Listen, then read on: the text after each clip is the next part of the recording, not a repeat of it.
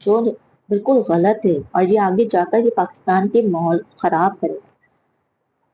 तलाक के पहले भी नबियों की बेटियों को ये, लेकिन तलाक के नबियों की जब बेटियों को होती थी ना, तो उनका एक तरीका होता था। पहले एक तलाक दी जाती थी, फिर उसके बाद 3 महीने इद्दत में उसी घर में रहते थे, और उसी घर में रहने के बाद वो तलाक में अगर शौहर रुजू करना चाहता था तो वो रुजू हो जाता था।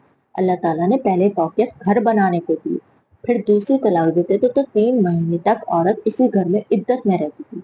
यहाँ कह देते हैं अगर तलाक हो रही है तो नबियों की बेटियों को भी तो हुई है, तो नबियों की बेटियों पे ऐसी तलाकें नहीं हुई जैसे आज पाकिस्तान में तलाक हुई।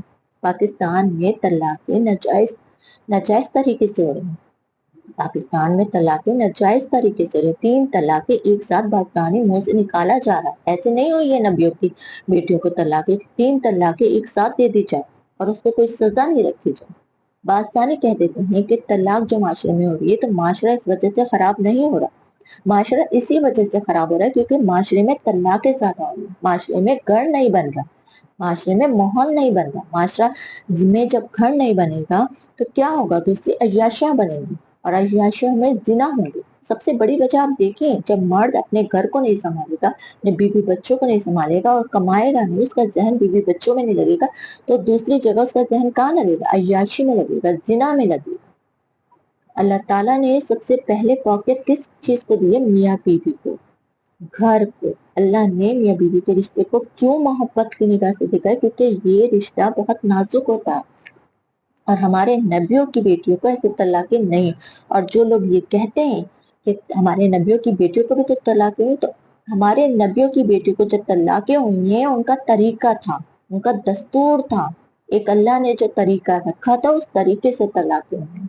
ऐसे तलाकें नहीं हुई हैं।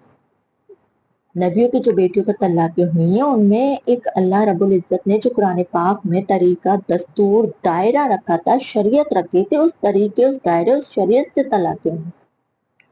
तलाकें कैसे होती थी, 1 महीने की एक दफा तलाक दी, 3 महीने तक में, फिर दूसरी दफा तलाक दी, फिर 3 महीने तक में, और फिर तलाक होती, और फिर इस तरीके से होती थी कि जब मियाँ बीवी के जहन नहीं बनते थे तब तलाक होती, लेकिन उस वक्त जब औलादे बीच में, आप औलादे भी कर रहे हो, आप शादी के साथ वक्त भी बीवी के साथ गुजार रहे हो, हर चीज आप बीवी के साथ कर रहे हो और उसके बाद आप बीवी को तलाक दे रहे हो, तो ये तलाक नहीं हुई, ये गुनाह हो रहा है।